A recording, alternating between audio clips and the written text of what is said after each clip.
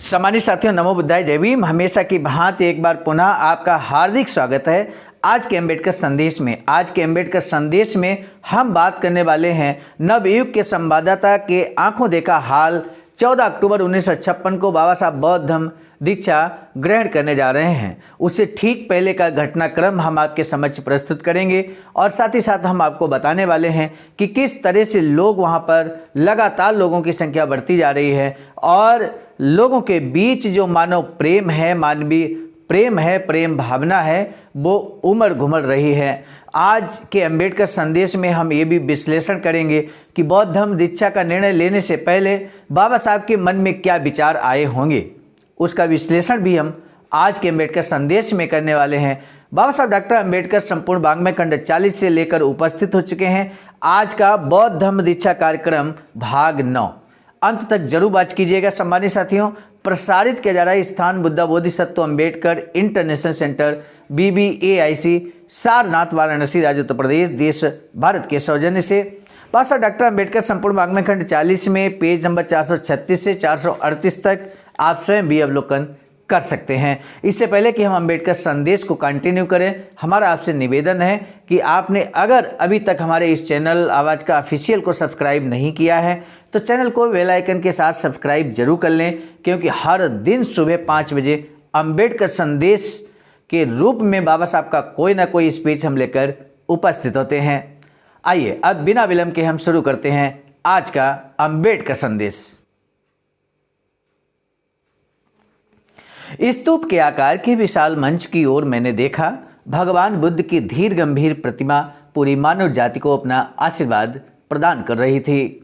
ये जो शब्द हैं सम्मानित साथियों, वो हम आपको बता दें, नवयुग के पत्रकार संवाददाता इस समय पूरा ये कवर कर रहे हैं कार्यक्रम को और स्वयं आंखों देखा हाल वर्णन कर रहे हैं। डॉक्टर बाबा साहब की प्रतिमा लाखों लोगों को उत्साह और आश्वासन दे रही थी। बौद्ध धर्म का झंडा शांति से हवा में फहरा रहा था। मंच पर ही भगवान बुद्ध की एक प्रतिमा रखी हुई थी। उसके सामने अगरबत्तियां जल रही थीं। चंदन की सुगंध वातावरण को थोड़ा गंभीर बनाए हुए थी। इंसान के और करीब आ रहा था। सबके मन में एक ही मानवता की भावना ऊंचान पर थी। दोस्त आपस में मिल रहे थे, एक दूसरे का मुस्कान के साथ स्वागत कर रहे थे। क्रोध, द्वेष, जलन ये सब पांडाल से गायब हो गए थे। लाउड स्पीकर से घोषणा की जा रही थी, भगवान बुद्ध की जय, भगवान बुद्ध की जय यहाँ पर बोला जा रहा था। सुबह के 9 बज गए। लोगों के समूह में अभी बढ़ोतरी हो ही रही थी। मैदान लगभग पूरा भर चुका था। इसके बाद अखबारों के संवाददाता अंदाज लगाने लगे। सबकी यही राय थी कि करीब 5 लाख लोग वहाँ पर इकट्ठा हुए थे। फिर सीटियां बजी, एक ही हड़बड़ी मची। लाउड स्पीकर से लोगों को शांति बनाए रखने की घोषणा लगातार दी जा रही थी। 3-4 मोटरें मंच की ओर आ रही थीं। लाउड स्पीकर से दी जा रही घोषणा मानने की मानसिक स्थिति में लोग नहीं थे। उस वक्त एक ही नारा सबके मुंह पर था, परम पूज्य बोधिसत्व बाबा साहब डॉक्टर भीमराव अंबेडकर की जय। ठीक 9:15 बजे थे और मोटर से उतरे बाबा साहब 2 लोगों के कंधों पर हाथ डाले धीरे धीरे मंच की ओर बढ़ रहे थे। उसी समय यानी कि पुरस्सर गदा सबे झगड़ता तनु भागली, इसका अर्थ है संकटों से जूझते हुए शरीर थका। जिस तरह से बाबा साहब का शरीर वहाँ पर देख आप स्वयं भी कल्पना कर रहे होंगे कि किस तरह की स्थिति रही होगी। 1956 का ये घटनाक्रम सम्मानित साथियों, आंखों देखा हाल आपके समक्ष हम प्रस्तुत कर रहे हैं, का मूर्तिमंत उदाहरण थे। यानी कि संकटों से जूझते हुए पूरा जीवन बिता दिया बाबा साहब ने और अब एक नया मार्ग अपने समाज को दे रहे हैं। यूँ कहें कि सबसे पुराना मार्ग जो हमारे समाज का था उसको बस याद दिलाने के लिए बाबा साहब यहाँ पर आए हैं और लोगों को एहसास कराने के लिए आए हैं। तो ये स्थिति है। लाखों लोगों के मन में एक ही विचार गूंज रहा था कि बाबा साहब डॉक्टर भीमराव अंबेडकर ने अपना शरीर तिल तिल घिसकर अस्पृश्य समाज के लिए अच्छे हालात का प्रबंध किया था। डॉक्टर बाबा साहब के दुश्मनों को भी ये बात माननी पड़ेगी अब तक डॉक्टर साहब और उनकी पत्नी मंच पर विराजमान हो चुके थे। नारों का पहला उफान गुजर चुका था, वातावरण फिर शांत हो चला था और मुख्य समारोह की शुरुआत होने जा रही थी। डॉक्टर बाबा साहब अम्बेडकर ने शुभ्र श्रेष्ठामी धोती पहनी थी और वदन पर शुभ्र सफ़ेद शॉल थी। उनकी पत्नी ने भी शुभ्र वस्त्र धारण किए थे। शेड्यूल कास्ट फेडरेशन के ज़्यादातर नेता मुख्यतः मंच पर दिखाई दे रहे थे। धर्मांतरण की ऐतिहासिक घटना के बारे में ऊहापोह करने वाला आयुष्मान वीसी कांबले का लेख प्रबुद्ध भारत में दिनांक 27 अक्टूबर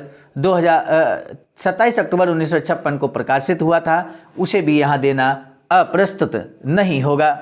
संपादक ने क्या कुछ लिखा सम्मानित साथियों, 27 अक्टूबर 1956 का लेख हम यहीं पर आपको बता देते हैं। बहुत ही ऐतिहासिक लेख है, बहुत ही महत्वपूर्ण चीज़ें यहाँ पर विश्लेषण की गई हैं जो हम आपको बताना चाहेंगे। दिनांक 23 सितंबर 1956 का ऐतिहासिक निवेदन। सबसे पहले 27 अक्टूबर 1956 को प्रबुद्ध भारत में जो निवेदन 23 सितंबर 1956 को किया गया था बाबा साहब के द्वारा, बाबा साहब के संगठन के द्वारा, बौद्ध जन समिति की तरफ से, तो वो यहाँ पर रखा जा रहा है। बौद्ध दीक्षा विधि समारोह के बारे में जानकारी की शुरुआत दिनांक 23 सितंबर 1956 से देनी पड़ेगी। इस तारीख को डॉक्टर बाबा साहब अम्बेडकर ने दिल्ली के 26 अलीपुर रोड के अपने घर से एक अनुरोध प्रेषित किया था। वह निवेदन बिल्कुल छोटा था, करीब 4-5 पंक्तियों का मजमून था। उसमें भारत में बौद्ध धर्म का पुनरुत्थान करने के लिए प्रत्यक्ष बौद्ध धर्म के स्वीकार का जो इतिहास लिखा जाएगा, उसमें इतिहासकारों को इस अनुरोध को विशेष महत्व देना होगा। इतना ही नहीं बल्कि भारतीय भूमि में बौद्ध धर्म के बीजारोपण के उसके कारण भारत भर में होने वाले प्रसार के मूलांकुर इस निवेदन में मिलेंगे। इस निवेदन में ये निवेदन अखबारों में प्रकाशित हुआ था। दैनिक खबरें देने वाले अखबारों ने इस छोटे से अनुरोधों को अपनी सहूलियत के अनुसार एक कॉलम में जैसे भेजा था वैसे ही छाप दिया। रोज़मर्रा की कई खबरों जैसी ही ये एक खबर हो जैसे उन्होंने इस खबर को छापा। सामान्य खबर की तरह ही इस खबर को लेकर अखबारों ने पूरे भारत को जानकारी दी कि डॉक्टर बाबा साहब अम्बेडकर बौद्ध धर्म का स्वीकार करने जा रहे हैं। सम्मानित साथियों, इससे पहले हम आगे बढ़ते हैं। धर्म पुरुषों की प्रथम बाड़ी। हालांकि कहना पड़ेगा कि डॉक्टर बाबा साहब अम्बेडकर के इस छोटे से अनुरोध में कितना विचित्र सामर्थ्य है। भारतीय समाज रचना के बारे में सोचें तो वह कितना असामान्य है, इसका एहसास भारतीय अखबारों को हुआ ही नहीं। इस अनुरोध की खबर रोज़मर्रा की खबरों जैसी नहीं थी। रोज़मर्रा की खबरें और इस अनुरोध में काफ़ी अंतर था। धर्म संस्थापकों द्वारा अथवा किसी धर्म का पुनरुत्थान करने वाले महापुरुषों द्वारा धर्म की स्थापना के लिए अथवा धर्म पर छाई हीनता को दूर करने के लिए अपनी पहली वाणी का उच्चारण किया, उस प्रकार की प्रथम वाणी की खबर देने वाला निवेदन था वह।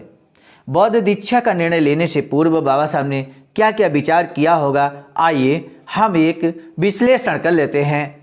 इस अनुरोध पर हस्ताक्षर करने से पहले तथा बौद्ध दीक्षा की विधि उसे संपन्न करने का स्थान और तारीख तय करने से पूर्व डॉक्टर अम्बेडकर कितने घंटों तक सोचते रहे थे, इसका कोई अंदाजा नहीं लगा सकता। ये बात प्रबुद्ध भारत में 27 अक्टूबर 1956 को छपी थी। उसमें आगे छपा था कि इस निर्णय को लेने से पहले उनकी नज़र के सामने भारत की दलित जनता पर, अन्य भारतीयों पर तथा दुनिया के अन्य देशों के ऊपर इस घटना के क्या संभावित परिणाम हो सकते हैं, इसके चित्र उनके मानस पटल पर जरूर उभर आए होंगे। विभिन्न धर्म के इतिहास के पन्ने उनकी आंखों के सामने खुलते चले गए होंगे। ईसाई, इस्लाम, बौद्ध आदि प्रमुख धर्मों का दुनिया में कैसे प्रसार हुआ, उनमें कुछ का अस्त क्यों हुआ, आदि बातों पर उन्होंने बार बार सोचा होगा। भारतीय बहुजनों को खासकर अस्पृश्य माने गए समाज के सामने बौद्ध धर्म की शरण जाने के अलावा भी कोई और असरदार मुक्ति का मार्ग है क्या, इसकी उन्होंने बार बार खोज की होगी। आखिर उनकी विवेक बुद्धि केंद्रित होकर परम निश्चय के साथ इकलौते सन्मार्ग के तौर पर बौद्ध धर्म की दीक्षा लेने वाले निवेदन पर उन्होंने हस्ताक्षर किए होंगे। मनोविश्लेषण के तौर पर सोचें तो 23 सितंबर 1956 का दिन डॉक्टर बाबा साहब अम्बेडकर के जीवन का अद्वितीय, हर्षपूर्ण, अपने निर्णय की कसौटी पर खरे उतरने का एहसास कराने वाला दिन साबित हुआ होगा। सम्मानित साथियों, आज का प्रश्न यही है, 23 सितंबर 1956 को बाबा साहब 23 सितंबर 1956 को बाबा साहब ने एक निवेदन, ऐतिहासिक निवेदन किया कि पूरे भारत देश में यहाँ पर जो भी बौद्ध धर्म की दीक्षा लेना चाहते हैं वो सभी लोग नागपुर में एकत्र हों 14 अक्टूबर 1956 को। तो सम्मानित साथियों, ये ऐतिहासिक निवेदन था, ये सामान्य निवेदन नहीं था और इसलिए 23 सितंबर 1956 को एक और बाबा साहब ने अपने संकल्प को पूरा किया। हम आपसे जानना ये चाहते हैं, आज का अंबेडकर संदेश आपने पूरा सुना, लेकिन आज के पूरे अंबेडकर संदेश से हम प्रश्न नहीं पूछेंगे, हम प्रश्न पूछेंगे बाबा साहब के पूरे जीवन से, यानी कि 23 सितंबर 1917। क्या आपको याद है कि 23 सितंबर 1917 किस तरह से बाबा साहब के जीवन के लिए बहुत ऐतिहासिक दिन है और 23 सितंबर को संकल्प दिवस के रूप में मनाते हैं, ये आपके लिए क्लू है। तो 23 सितंबर 1917 को बाबा साहब के क्या कुछ घटित हुआ, उस बारे में आप संक्षिप्त से संक्षिप्त विचार प्रस्तुत करें।